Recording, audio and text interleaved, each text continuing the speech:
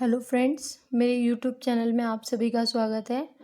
हम पढ़ रहे हैं एनसीईआरटी क्लास 7 संस्कृत का चतुर्थ पाठः चौथा पाठ हास्य बाल कवि सम्मेलनम।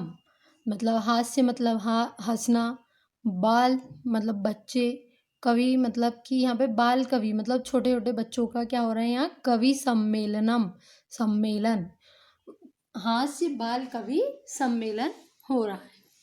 तो हम पढ़ दे विविध वेशभूषा धारिणा चत्वारा बालकव्य मंचस्य उपरि उपविष्टा सन्ति। विविध वेशभूषा मतलब कि अनेक प्रकार की वेशभूषा धारण किए हुए, चत्वारा मतलब चार, बालकव्य मतलब बाल कवि, मंचस्य मंच पर, ऊपरी उपविष्टा मतलब बैठे हैं, मंच के ऊपर बैठे। तो इसका अनुवाद क्या हो गया? अनेक प्रकार की वेशभूषा धारण किए हुए चार बाल कवि मंच पर बैठे हैं। अधः मतलब नीचे, अधः श्रोतारा हास्य कविता श्रवणाय उत्सुका सन्ति कोलाहलं च कुर्वन्ति।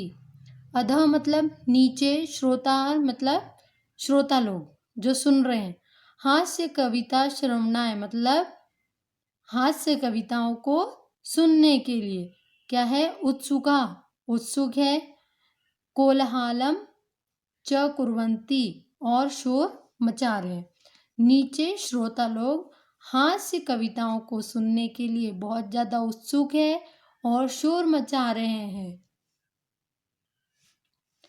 संचालक अलम कोलाहलेन मतलब अब संचालक क्या बोल रहा है? देखो, शोर मत कीजिए, अलम मतलब मत और कोलाहल मतलब शोर, तो शोर मत कीजिए। अद्य परम हर्षस्य अवसर यत् अस्मिन् कवि सम्मेलने काव्यहंतारा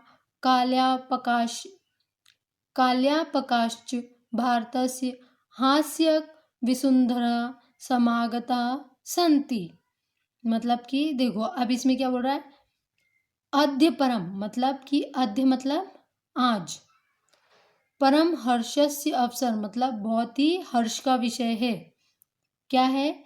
यत अस्मिन कवि सम्मेलने कि इस कवि सम्मेलन में काव्यहंतारा काव्य की हत्या करने वाले, काल्यापकाश्च मतलब कि समय गंवाने वाले, भारतस्य भारत के, हास्य कवि धुरंधरा मतलब कि जो धुरंधर है, हास्य कवि जो आए हुए हैं, जो हास्य कविता में धुरंधर है, बहुत अच्छी हास्य कविता सुनाते हैं। समागता मतलब आए हुए हैं। एही करतल ध्वनि नाम मतलब आओ, यही मतलब आओ, करतल ध्वनि मतलब तालियों की आवाज, वयम एताशाम स्वागतम कुर्मा, तालियों की आवाज से हम इनका स्वागत करते हैं। तो इस पूरे अनुवाद का अर्थ क्या हो गया, मैं एक बार और आपको रिपीट कर देती हूँ। शोर मत कीजिए, संचालक ऐसा बोल रहे हैं, शोर मत कीजिए, आज बहुत हर्ष का विषय है कि इस कवि सम्मेलन में काव्य की हत्या करने वाले और समय गंवाने वाले भारत के धुरंधर हास्य कवि आए हुए हैं।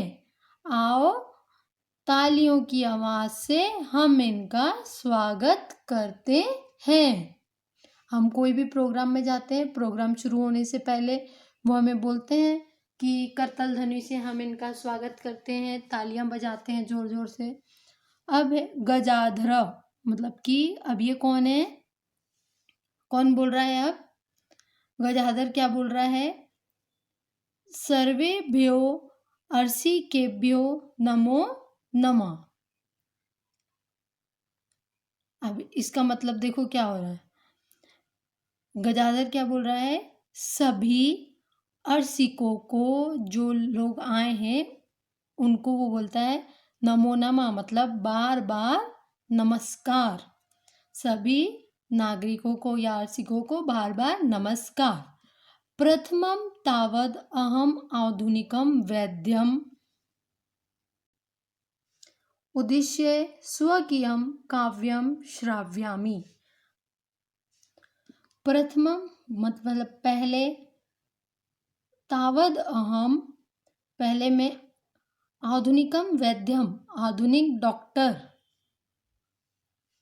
उद्दिश्य स्वकीयम डॉक्टर के बारे में, काव्याम श्राव्यामि अपनी कविता सुनाता हूँ। ये बोलता है सभी अर्सिकों को बार बार नमस्कार, पहले मैं आधुनिक डॉक्टर के बारे में अपनी कविता सुनाता हूँ। अब देखो वो क्या कविता सुना रहा है।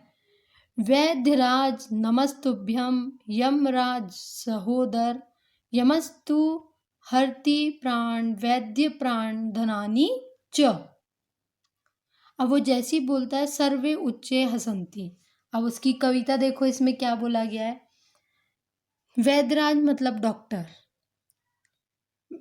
नमस्तुभ्यम यमराज सहोदर मतलब कि हे डॉक्टर के राजा, यमराज के सगे भाई, तुम्हें नमस्कार हो। डॉक्टर यमराज के भाई हो गए इसमें।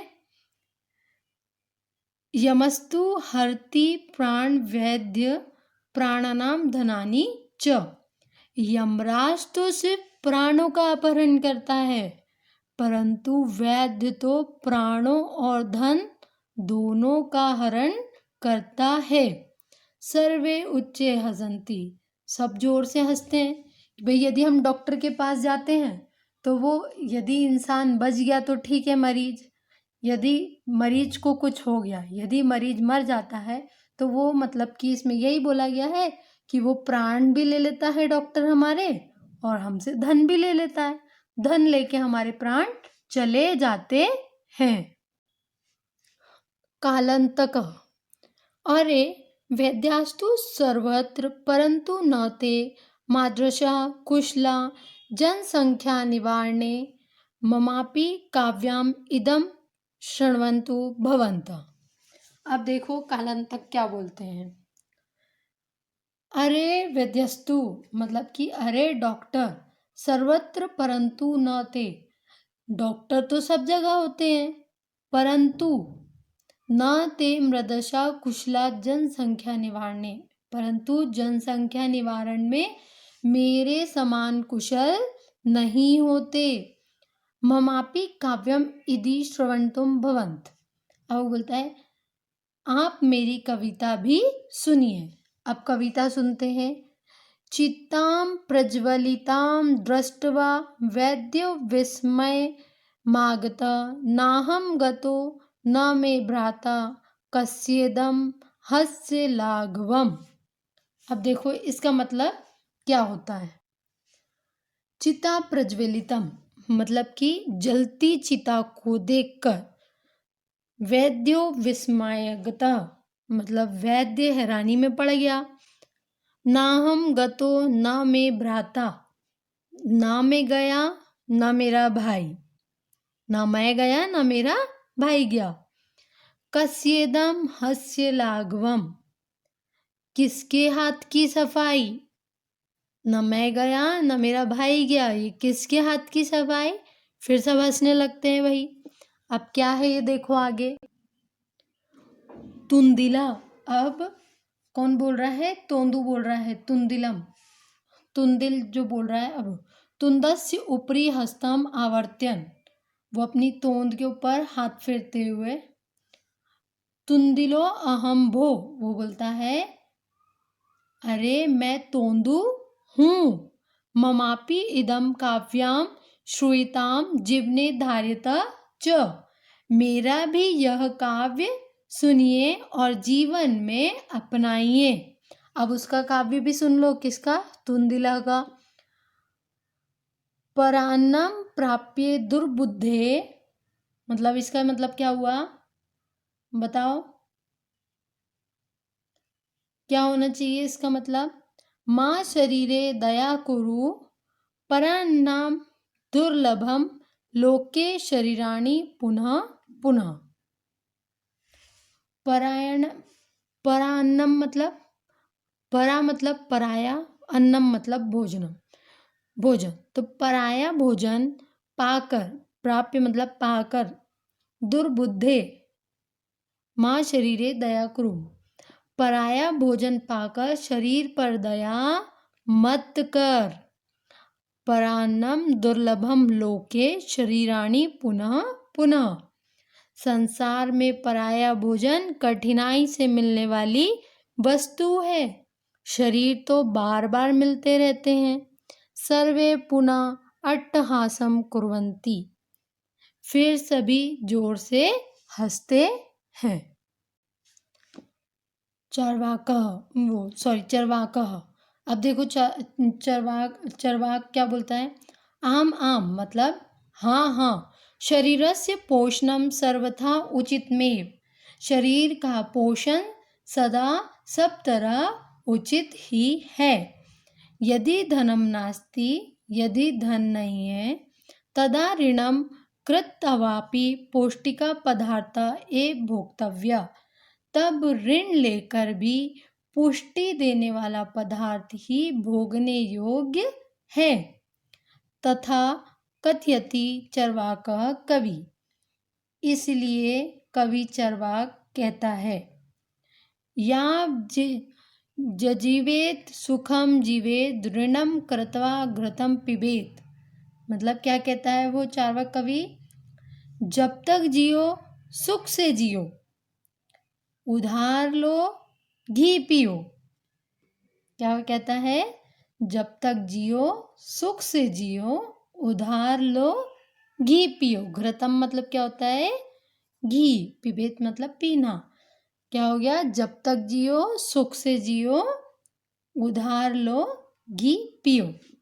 श्रोतार तर्हि ऋणस्य प्रत्यर्पण कथम। अब देखो क्या क्या बोला जा रहा है यहाँ पे। तो अब श्रोता क्या बोलते हैं? तो उधार को लौटाना कैसे चाहिए? अब कैसे लौटाना है? चार्वाक श्रूयताम मम अवशिष्टम काव्यम। अब चार्वाक क्या बोलता है? सुनो मेरा शेष काव्य। अब क्या बोल रहा है उसका शेष काव्य? घृतम पीत्वा श्रमम कृत्वा ऋणम प्रत्यपर्ये जनः। मतलब कि घी पीकर परिश्रम करके व्यक्ति कर्ज लौटाए। घी पियो, परिश्रम करके व्यक्ति अपना कर्ज लौटाए। काव्य पाठ श्रवणेन उत्प्रेरिता एक बालकोऽपि आशु कवितां रचयति हासपूर्वकं च श्राव्यति। काव्य पाठ से प्रेरणा पाया हुआ एक बालक भी तुरंत कविता रचता है और हंसते हुए सुनाता है। बालका, बालक क्या बोलता है? श्रूयताम श्रूयताम भो, अरे सुनिए सुनिए। ममापि काव्याम, मेरी कविता, अरे सुनिए सुनिए मेरी कविता। गजाधरम कविम चेपतुंदिलम भोज लोलुपम कालांतकम तवैद्यम चार्वाकम च नमाम्यम। गजाधर कवि, गजाधर कवि और खाने के लालची तुंदिल तथा वैद्य चार्वाक को मैं नमस्कार करता हूँ। वो नमस्कार करता है, ठीक है। अब काव्याम श्रायित्वा हा हा हा इति कृत्वा हस्ति अन्ये चापि हसन्ति सर्वे गृहं गच्छन्ति। कविता सुनाकर हा हा करके हंसता है, दूसरे भी हंसते हैं और सब घर जाते हैं।